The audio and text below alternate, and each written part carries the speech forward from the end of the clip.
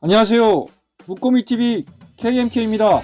4월 23일부터 29일까지 6일간 한 주 시장의 충격파 이슈를 잡아서 잠가시를 발라내고 살코기만 섭취해 보도록 하겠습니다. 움직이지 않는 부동산을 잡기 위해서는 움직이는 다양한 변수를 포착해야 한다. KMK 지론입니다. 부동산 정책과 활동은 사회, 경제적, 행정적, 환경적 요인 등에 의해서 변하게 되어 있습니다. 부동산 실물은 움직이지 않지만 그 가격은 이러한 요인 등에 의해서 늘 변하기 때문에 귀를 열고 눈을 크게 뜨고 주변을 살펴야 합니다. 한 주 빅샷3 브리핑하기 전에 먼저 주요 경제적 지표 살펴보도록 하겠습니다. 기준금리 3.5% 그대로 유지되고 있습니다. 다음 달 25일까지는 이 포지션의 변화는 없겠죠. 이 기준금리가 0.25%포인트 베이비 스텝 밟을 가능성이 있고 금리 격차가 1.75%포인트 격차로 확대될 것으로 보입니다. 또한 삼성전자, SK하이닉스 1분기 반도체 적자가 8조 원에 달한다는 실적 보고가 있었고요. 무역수지 악화, 그에 따른 자본 유출로 환율 상승이 이어졌습니다. 전세 사기로 임대차 시장은 굉장히 위축되어 있고 분양권 거래 부진, 주택 미분양 물량이 적체되어 있습니다.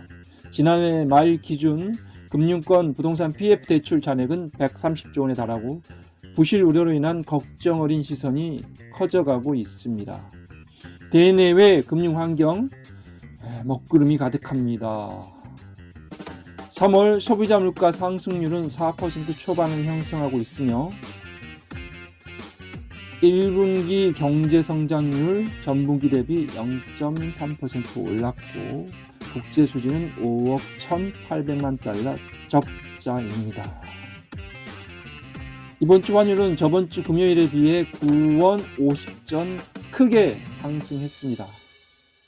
M2 평균 잔액은 2월 기준으로 3,897조 원으로 유동성을 보였습니다. 시중금리는 CD 91일물 3.52%로 3%포인트 증가했고 국고채 3년물 금리는 3.23%, 회사채 4.1% 기록됐습니다. 먼저 소비자 물가 상승률은 4% 초반대를 형성하고 있습니다. 작년 말부터 높게 치솟던 물가가 하향 안정세로 접어든 느낌입니다. 그러나 산유국 감산, 러시아 우크라이나 전쟁에 따른 유가 불안, 그리고 원자재 가격 폭등, 환율 상승 등 수입 물가 상승에 따른 상방 압력은 상존합니다. 한국은행 물가 안정 목표는 소비자 물가 상승률 기준으로 2%입니다. 상식선에서 기억해 주시면 좋을 듯 합니다. 올해는 우선 3% 초반대 진입이 관건입니다. 경제 성장률 전년 동기 대비 0.8% 전진했습니다. 올해 성장 전망치는 1.6%로 당초 전망치보다 다소 하락한 수준으로 국내의 여건은 호의적이지 않습니다. KDI 경제 전망, 향후 5년간 우리 경제 잠재 성장률은 1% 추정하고 있습니다. 올해의 성장 전망치는 잠재 성장률에도 미치지 못하고 구조적인 저성장 경제에 이어가고 있습니다. 특히 올해 반도체 실적 부진, 글로벌 경제 침체, 미중 무역 분쟁 등 불안 요소가 너무 많습니다. M2 평균 잔액 3,807조 원으로 4.1% 증가세를 보이고 있고 증가율은 점점 둔화되고 있는 거 여기 이 도표에서 그래프에서 보이시죠? 금리 상승으로 단기 금융 상품의 인기가 있어 그 지속적 유입으로 M2가 증가하고 있으나 점차 다른 자산시장의 로브콜을 받는 자금이 이탈하고 있다. 그래서 증가율은 둔화 뉘앙스 읽을 수 있을 것 같습니다. 환율은 4월 28일 마감 기준으로 1337원 70전으로 전주 1328원 20전과 비교해서 9원 50전 올랐습니다. 그만큼 우리나라 돈의 값어치가 내려갔다는 건데요. 원인이 뭘까요? 여러 가지가 있을 수 있으나 국제수지 악화에 따른 펀더멘털 악화와 실리콘밸리 은행 파산 후 미 지역은행 연쇄도산 위기감이 커지면서 안전자산에 대한 선호 흐름이 시장에 반영된 결과라 보고 있습니다. CD 91일물 3.52% 3%포인트 올랐는데 이는 연내 우리나라 기준금리 인하 기대감이 점차 사그라들고 있다는 것과 무관치 않겠죠. 기준금리보다 낮게 발행된 또 단기채권 공급 물량이 시장에서 소화를 제대로 시키지 못하고 부담을 줌으로써 일시적으로 올랐다는 지적입니다.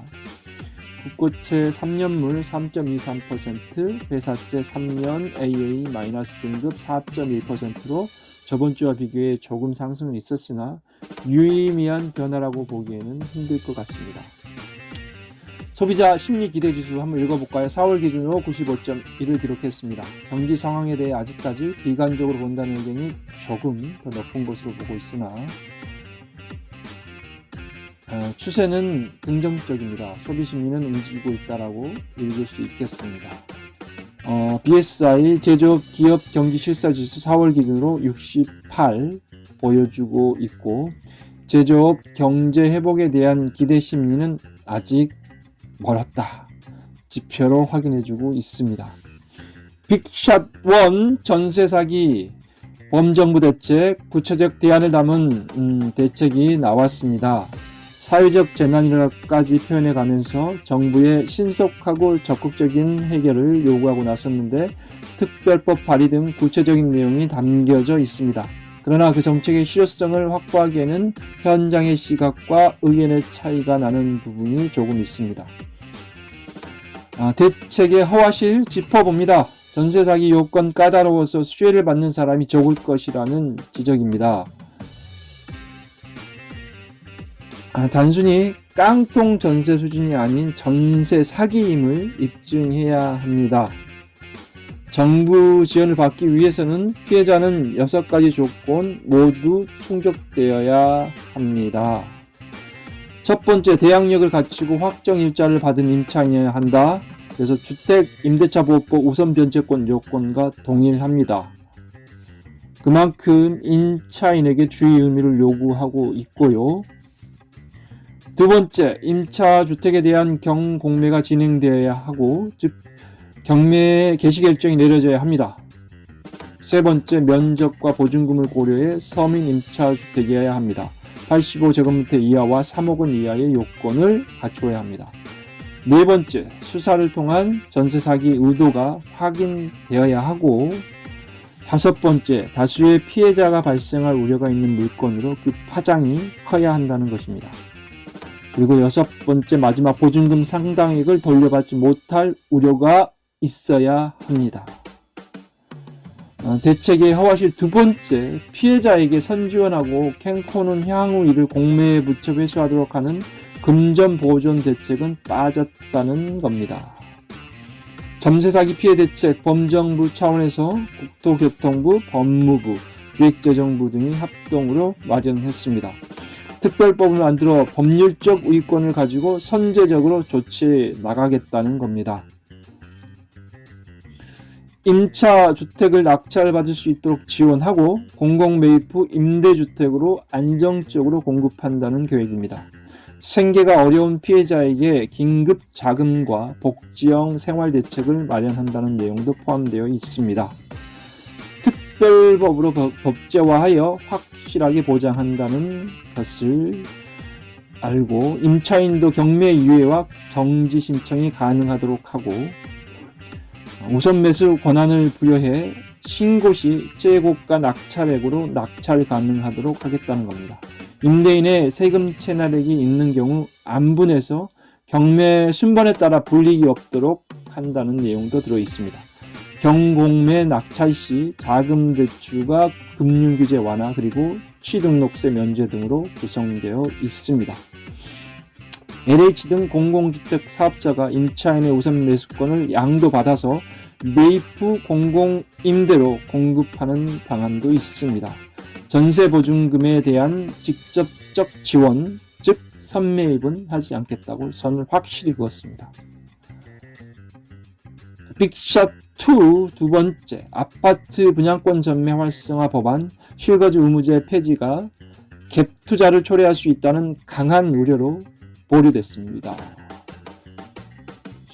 신규 분양 아파트 실거주 의무 폐지 법안이 국토교통위원회 법안심사위원회에서 막혔습니다. 이유인즉슨 잘못했다간 서민들의 가슴에 대목을 박는 정치인으로 낙인찍힐 수 있기 때문에 몸살이는 스텝이라고 볼 수 있겠죠. 잠시 시민들의 분노가 사그라들면, 전세 자기에 대한 분노가 사그라들면 다시 고개를 들 수 있습니다. 지난 주택법 시행령 개정 때 분양권 전매 제한은 한층 완화되었죠. 부동산 허들 걷어내기 시작이었습니다. 공공택지나 규제지역 수도권 아파트 분양권 전매 제한이 최장 10년이던 것이 최대 3년으로 그때 단축되었습니다. 그러나 실거주 의무 그대로 살아있어 분양권 전매에 대한 자물쇠가 걸려있는 상황입니다. 주택법 제57조에 의해서 입주자의 거주 의무 등이 규정되어 있는데요. 네, 분양가 상한제가 적용되는 지역은 그 위반시 1년 이하 징역이나 1천만 원 이하의 벌금형이 처해집니다. 두 번째, 분양권 전매를 어렵게 하는 자물쇠는 양도소득세 중과입니다. 계약일로부터 1년 미만 보유는 70%, 그 외의 경우는 60% 세율이 적용되어 거래세 일종인 양도소득세로 투기적 요소를 원천적으로 차단했으나 전매권 시장은 죽었죠. 빅샷 세 번째, 공동주택 공시가격 전년 대비해서 18.63% 하락했습니다. 부동산 공시법에 따라 중앙부동산가격공시위원회 심의 의결을 거쳐 2023년 공동주택 공시가격을 28일부터 공시했습니다. 알아두셔야 할 것은 공시가격은 시장가격보다는 적정가격의 성격을 가지고 있어 시가와 약간의 차이가 있습니다. 공동주택가격 산정 절차는 한국부동산원에서 조사 산정하고 이해관계인의 의견 청취 후 중앙부동산공시위원회 심의를 거쳐 결정 공시하고 이의신청 후 최종 조정 공시합니다. 이번 공시가격에 대한 열람 및 의견 접수건은 5년대 가장 적었습니다. 보유세 부담이 줄어드니만큼 민원을 덜 냈겠죠. 네, 1348건의 공시가격 조정 반영 결과 0.2%포인트 추가 하락, 최종 18.63% 하락했습니다. 낙폭은 세종, 인천, 대구, 경기 순으로 많이 빠졌습니다. 집값 현실화가 우선적으로 필요한 지역이 많이 조정이 됐다고 봅니다. 보유세 부과 기준인 공시가격 하락으로 1가구 1주택 조세 부담률이 본세와 부가세를 합쳐서 20% 이상 혜택을 볼 것으로 보입니다. 네, 빅샷 3 여기까지 브리핑해 드렸습니다. 다음 주에 다시 건강한 얼굴로 뵙도록 하겠습니다. 구독, 좋아요 부탁드립니다.